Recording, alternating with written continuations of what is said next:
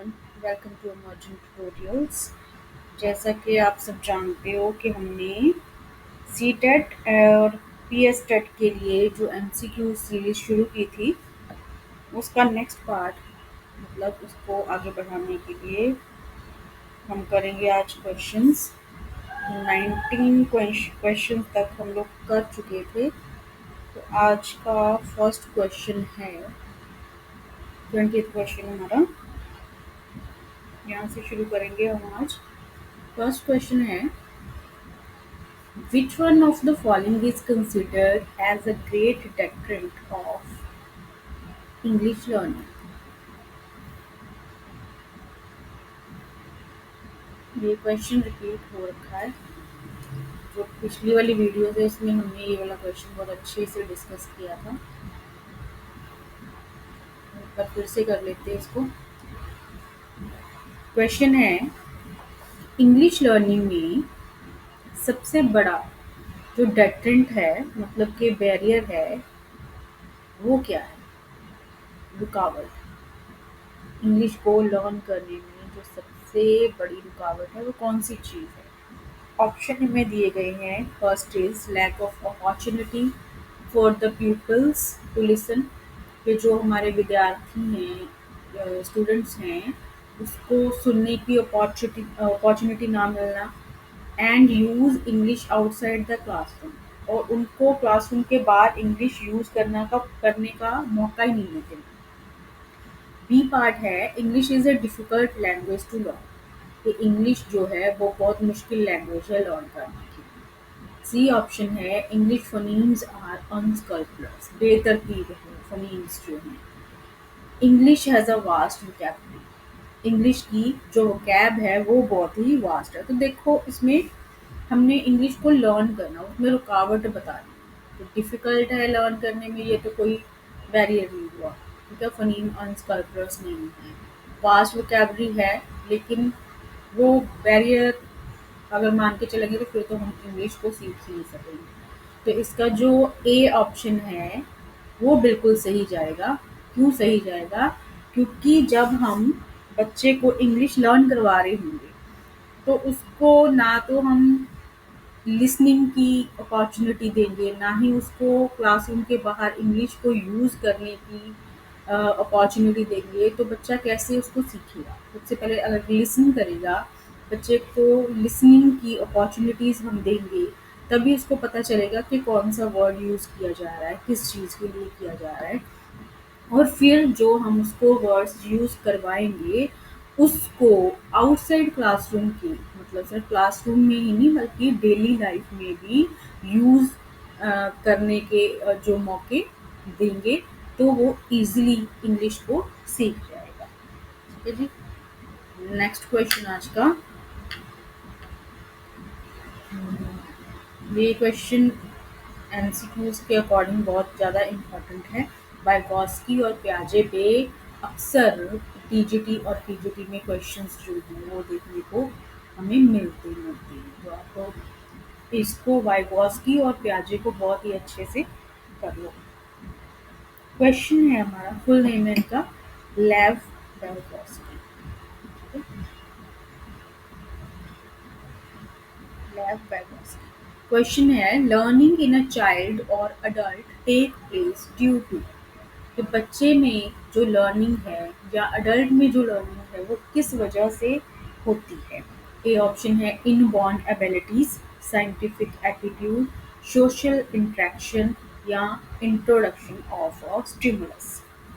Stimulus इशारा बोल सकते हो आप, कि किसी चीज़ को समझने के लिए जब थोड़ी सी कोई इशारा किया जाता है, जहाँ जैसे डॉग की एग्जांपल दी थी, कैट की एग्जांपल दी थी, ठीक है, कि बेल बजने पर उसको फ्रूट मिलता है, तो वो स्टिमुलस होता है यहाँ पे। ठीक है, तो इसमें क्वेश्चन में क्या आ जाएगा? सबसे पहले तो हमें ये पता है कि वाइगॉस्की ने कौन सी थ्योरी दी थी? सोशल इंटरेक्शन की। ठीक है, सोशल इंटरेक्शन। तो राइट ऑप्शन इसका हमारे पास है ऑप्शन सी। ठीक है, ऑप्शन सी। वेगोस्की ने सोशल इंटरेक्शन की थ्योरी दी थी कि जिसके अकॉर्डिंग बच्चा जो है वो अपने नेबर से, अपनी फैमिली से बहुत कुछ सीखता है। जब भी वो आसपास में कुछ देखता है तो वो कुछ ना कुछ लर्न करता है अकॉर्डिंग टू वाइगोस्की। तो इसी में वाइगोस्की ने एक कॉन्सेप्ट दिया था स्कैफोल्डिंग का। स्कैफोल्डिंग का, ठीक है। इस पे भी डायरेक्ट क्वेश्चन आते हैं।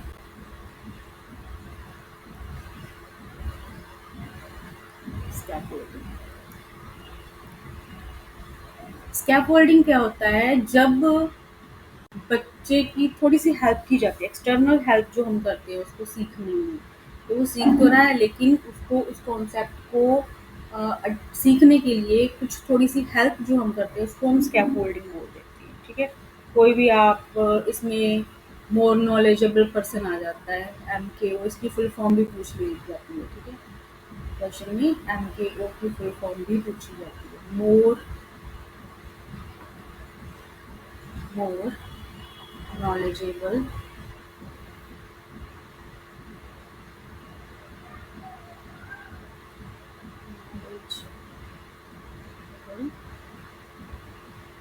others। तो जब कोई पर्सन जिसको उस बच्चे से ज़्यादा पता है वो उसको कॉन्सेप्ट को क्लियर करने में किसी तरह की हेल्प करता है तो वो मोर नॉलेजेबल में आ जाता है। अकॉर्डिंग टू वाइगॉस्की, एवरेज बच्चा है जो वो जितना खुद से सीख पाता है, ठीक है, ये तो उसकी अपनी कैपेसिटी होती है। समटाइम्स बच्चा थोड़ी सी हेल्प से, ये हो गया उसका,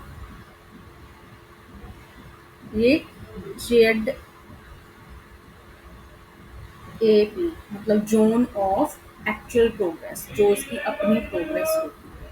और यहाँ पे आ जाता है आपका जेड डीपी, इनकी फुल फॉर्म्स भी पेपर में पूछ ली जाती है। ये जेड पी डी हो गया आपका, जोन ऑफ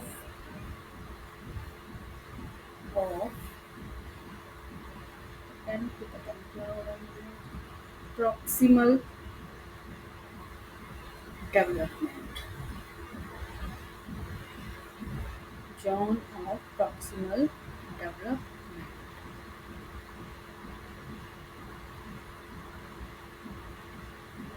ठीक है। जॉन ऑफ प्रॉक्सिमल जेडपीडी में आपके टू फैक्टर्स आती है। फर्स्ट तो मोर नॉलेजेबल अदर, ठीक है, knowledge by others, knowledge by others आ जाएगा इसमें।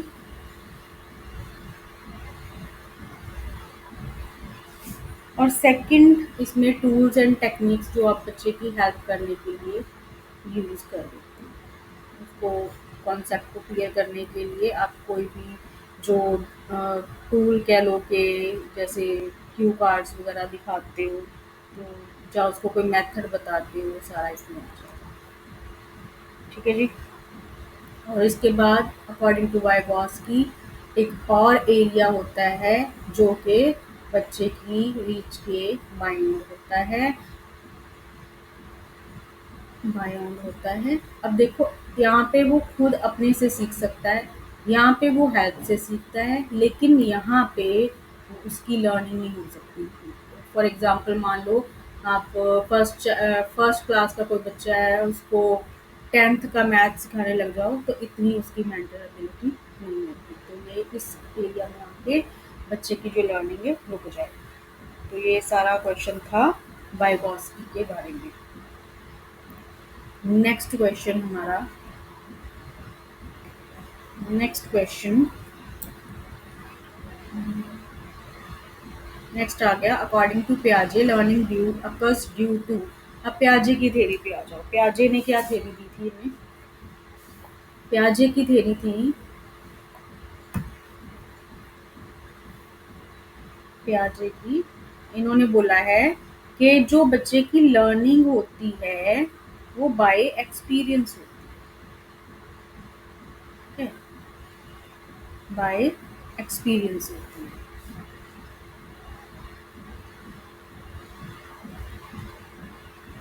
तो ऑप्शन हमें दिए गए हैं। ए ऑप्शन है inborn speaking ability, stimulus recognition, assimilation and adaptation, scientific investigation.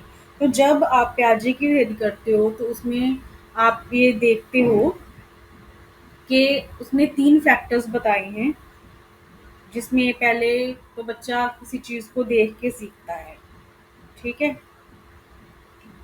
अ, जैसे कि आप बच्चे को डॉग की रिकॉग्निशन करा दो कि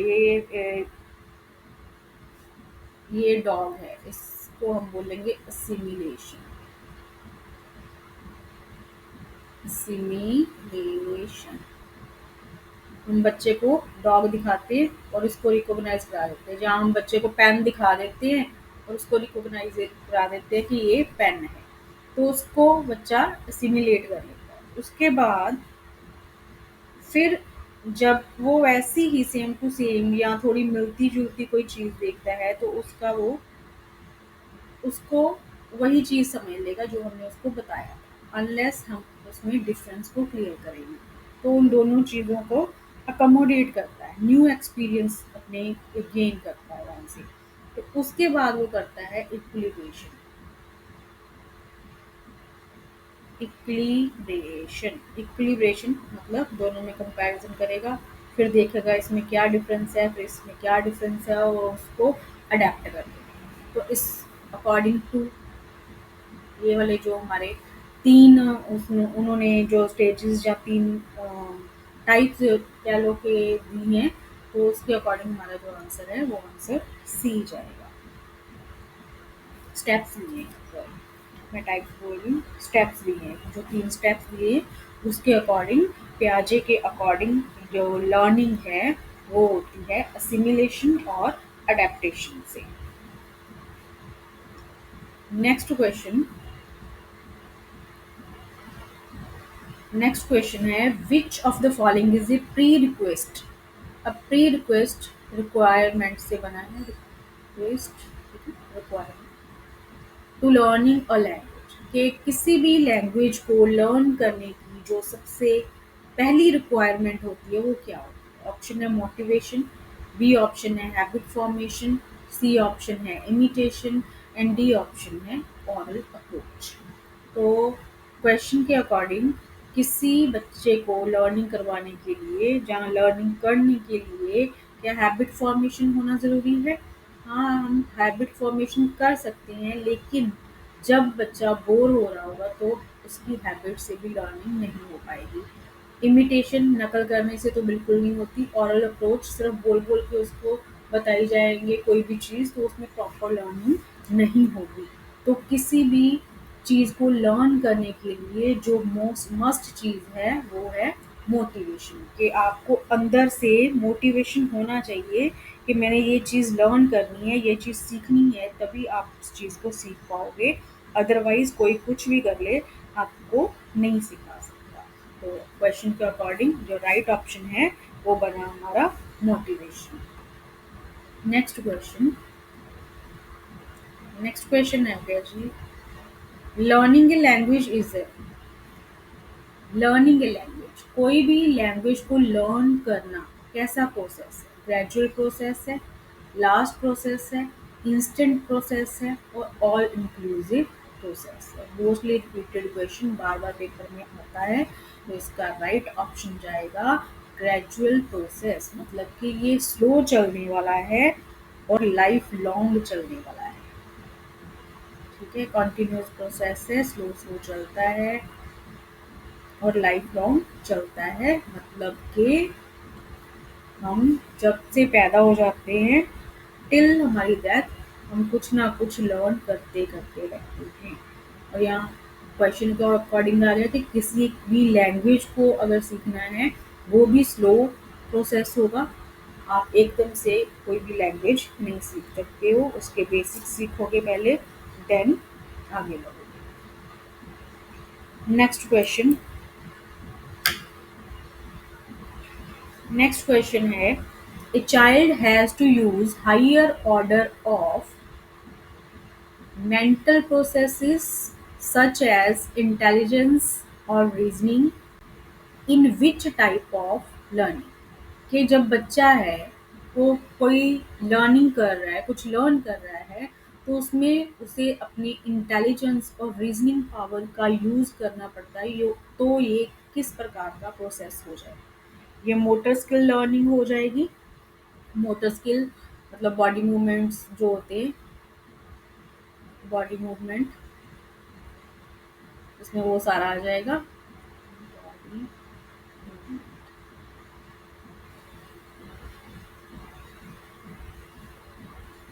स्पीकिंग बोलने से, कॉन्सेप्ट लर्निंग से और वर्बल लर्निंग से।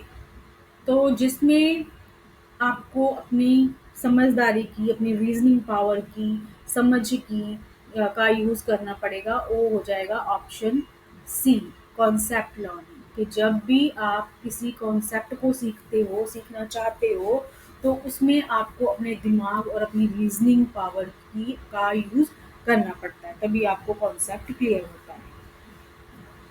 Next question. नेक्स्ट क्वेश्चन है, learning a new language after puberty leads to dash of a foreign language. अब फॉरेन लैंग्वेज कौन सी होती है? जो लैंग्वेज हमने सीखनी होती है, ठीक है, जो सीखनी है। फॉरेन लैंग्वेज मतलब बाहरी भाषा, जैसे इंग्लिश लैंग्वेज मान लो हमारे लिए फॉरेन लैंग्वेज है। तो जब प्यूबर्ट, पहले क्वेश्चन को समझ लेते हैं। प्यूबर्टी क्या होता है? प्यूबर्टी होता है कि जब कोई बच्चा है वो एक्सपीरियंस करता है फिजिकल और हार्मोनल चेंजेस अपनी बॉडी में। Physical physical and hormonal changes जब बच्चा बॉडी में फील करता है तो उसको प्यूबर्टी स्टेज कहते हैं। मतलब बच्चा 13, 14, 15, 16 साल का जब होने लगता है, उसमें जो फिजिकल और हार्मोनल चेंज आते हैं तो वो प्यूबर्टी स्टेज होती है। तो क्वेश्चन के अकॉर्डिंग क्या है कि जब प्यूबर्टी प्यूबर्टी आ जाती है, बच्चा प्यूबर्टी स्टेज में निकल जाता है, वो उसमें हार्मोनल चेंजेस आने शुरू हो जाते हैं। तो उसके बाद जब वो कोई नई भाषा सीखने की कोशिश करता है, तो इससे क्या होता है? नॉर्मल एक्विजिशन हो जाती है, नॉर्मली उस चीज़ को अक्वायर कर लेता है। ग्रेट मास्टरी हो जाती है, लॉस ऑफ मास्टरी हो जाती है, या फिर डिफ़िकल्टी इन एक्विजिशन हो जाती है। तो प्यूबर्टी स्टेज में जब हार्मोनल चेंज, जिसको हम स्टॉर्म एज भी बोलते हैं, बच्चे की स्टॉर्म एज, क्योंकि इसमें बहुत सारे उसके इमोशंस में परिवर्तन आता है, ठीक है, उसकी बॉडी में परिवर्तन आता है, उसके अपने जो इमोशंस होते हैं उन पे वो काबू नहीं रख पाता है, गुस्सा ज़्यादा आता है, इरिटेट ज़्यादा होता है ना, तो ये सारा कुछ इस स्टेज में ही हो जाता है। तो इसमें क्या होता है? इसमें होती है उसको नई लैंग्वेज को सीखने में डिफ़िकल्टी। ये क्वेश्चन डिफ़िकल्टी क्यों होती है? क्योंकि जब बच्चा छोटा होता है तो उसका जो माइंड होता है वो बहुत जल्दी-जल्दी से या ईज़िली कुछ भी सीख लेता है। उसको हम जो सिखाएँगे, जितनी भाषा हम सिखाना चाहते हैं छोटे बच्चे को, हम सिखा सकते हैं और वो बड़ी ईज़िली उस चीज़ को सीखता भी है। लेकिन जब हम बड़े हो जाते हैं, हम अपने पे ले लेते हैं कि जब हम बड़े हो जाते हैं, हम कोई नई लैंग्वेज को सीखना चाहते हैं, तो हम उतना जल्दी उस चीज़ को मतलब सीखने की काबिलियत नहीं रखते, या हम सीख नहीं पाते, हमें डिफ़िकल्ट लगता है न्यू लैंग्वेज को सीखना। हम उसका अपनी पुरानी लैंग्वेज के साथ जो हमें आती है उसके साथ कंपैरिज़न करते हैं, फिर हम उसको आगे जाके यूज़ करना सीखते हैं। लेकिन जब बच्चा है, आप देखोगे घर में भी, आप कोई छोटा बच्चा है, उसको आप अब भी कोई भी लैंग्वेज सिखा दो, हिंदी, पंजाबी, इंग्लिश, मराठी, कुछ भी सिखा दो, वो बड़ी जल्दी उस चीज़ को कैच कर लेता है, बड़ी जल्दी सीख लेता है। लेकिन जब हम थोड़ा बड़े हो जाते हैं तो उस चीज़ को सीखने में हमें थोड़ी-सी, एक्वायर करने में थोड़ी-सी डिफ़िकल्टी का सामना करना पड़ता है। तो इस क्वेश्चन का जो राइट आंसर है, वो जाएगा हमारा ऑप्शन डी। चलते हैं नेक्स्ट क्वेश्चन की तरफ। नेक्स्ट क्वेश्चन है, home language is dash in a natural way. अब सबसे पहले तो पता होना चाहिए होम लैंग्वेज है क्या। होम लैंग्वेज फॉरेन लैंग्वेज जो होती है, जो हमने सीखनी है, जो न्यू लैंग्वेज हमने सीखनी है। और होम लैंग्वेज जो हमारी होती है, ये आ गया मदर टंग, मातृभाषा, मदर टंग। अब क्वेश्चन क्या है कि होम लैंग्वेज जो है dash is in a natural way, natural तरीके से क्या की जाती है, प्रमोटेड, प्रमोट की जाती है, अक्वायर्ड, ग्रहण की जाती है, लर्नड, लर्न की जाती है, या टॉट, या फिर सिखाई जाती है। तो जो भी हम नेचुरल तरीके से करते हैं उस चीज़ को हम करते हैं एक्वायर। ठीक है, ना हम उसको लर्न करते हैं, ना हम उसको टॉट करते हैं, ना उसको प्रमोशन करते हैं, हम उस चीज़ को करते हैं अडेप्ट, मतलब अक्वायर करते हैं। तो इसका जो राइट ऑप्शन है हो जाएगा ऑप्शन बी। Next question. अब इस क्वेश्चन में आ गया an activity that requires a class to design and present a PowerPoint on the importance of water conservation, water को कंजर्व करना है, संभालना है, in a target language. Target language आपकी कौन सी होगी, फॉरेन लैंग्वेज। ठीक है, foreign language is a dash activity. तो क्वेश्चन क्या है, एन एक्टिविटी कि कोई भी एक्टिविटी दैट रिक्वायर्स, जो रिक्वायर करती है कि हम अपनी क्लास को पहले उस तरीके से डिज़ाइन कर लें, जो हम दिखाना चाह रहे हैं, बच्चे को कॉन्सेप्ट समझाना चाह रहे हैं, हम वैसा क्लासरूम को डिज़ाइन करें। और पावर पॉइंट प्रेजेंटेशन, जो भी टॉपिक हमने सिखाना है, यहाँ पे वाटर कंजर्वेशन के, पानी की संभाल कैसे करनी है, और हम उसको सिखा रहे हैं फॉरेन लैंग्वेज में, ना कि बच्चे की लैंग्वेज में। तो ये कौन सी एक्टिविटी है, ये साइंस प्रोजेक्ट है। तो यहाँ पे टॉपिक कोई और भी हो सकता है वाटर कंजर्वेशन के अलावा, तो साइंस प्रोजेक्ट को हम कट कर देंगे, क्योंकि साइंस प्रोजेक्ट लैंग्वेज लर्निंग में नहीं आएगा। उसके बाद ग्रुप लर्निंग, ये भी कट कर देंगे। लैंग्वेज प्रैक्टिस, लैंग्वेज की प्रैक्टिस करवा रहे हैं, लेकिन यहाँ पे उन्होंने हमसे पूछा है अप्रोच, के कौन सी अप्रोच है, कौन सी एक्टिविटी है। ये हो जाएगा multi disciplinary approach. Multi disciplinary क्यों हो जाएगा, यहाँ पे आप लैंग्वेज भी सिखा रहे हो, कॉन्सेप्ट भी क्लियर कर रहे हो, आपका पावर पॉइंट प्रेजेंटेशन भी चल रही है, और आप वैसे क्यू कार्ड्स भी यूज़ कर रहे हो, क्लासरूम को वैसा डिज़ाइन किया। तो इसमें एक ही टाइम पे बहुत सारे काम जो टीचर वो कर रहा है, तो मल्टी डिसिप्लिनरी अप्रोच हो जाएगी इसमें। Next question. Next question next question 29th question आ गया। इसमें है critical period during language learning is, कि जब आप लैंग्वेज को लर्न कर रहे हो तो इसमें सबसे क्रिटिकल पीरियड कौन सा होता है। तो क्रिटिकल पीरियड को ही मैं पहले बता दूं आपको कि क्रिटिकल पीरियड जो है, जहाँ पे क्रिटिकल पीरियड जो दिया गया है, ये हम मोस्टली 2 से लेके 13 साल तक की एज को मानते हैं। 2 से लेके 13 साल की एज। तो इन्होंने पूछा है क्वेश्चन में कि जो क्रिटिकल पीरियड होता है हमारी एजेस का, जहाँ हमारी लाइफ का, उसमें जो लैंग्वेज लर्निंग होती है वो क्या है। ए ऑप्शन है period during which language can be acquired with greater ease than any other time. अब देखो ऊपर प्यूबर्टी वाला क्वेश्चन किया था, प्यूबर्टी जो उसमें जो बॉडी में जो चेंजेस होते हैं, हार्मोनल चेंजेस, वो 14 साल की एज के बाद ही आने शुरू होते हैं मोस्टली। तो उससे नीचे का जो पीरियड है, मतलब जो बचपन है, बच्चे की जो किड की एज है, उसको हम क्रिटिकल पीरियड बोलते हैं। ठीक है, तो द बी ऑप्शन है the length of time before comprehensive assessment take place in class, के क्लास की असेसमेंट शुरू होने के पहले का जो पीरियड होता है वो best preparatory period for any language project. किसी लैंग्वेज प्रोजेक्ट के लिए कोई बेस्ट उनको बता देना, ये टाइम तुम्हारे लिए बेस्ट है, तुम इसमें लैंग्वेज लर्निंग कर सकते हो। डी ऑप्शन है special time set aside for students to intensively practise language use, जहाँ पे बच्चों को लैंग्वेज करने के लिए एक अलग से टाइम निकाल के दे दें।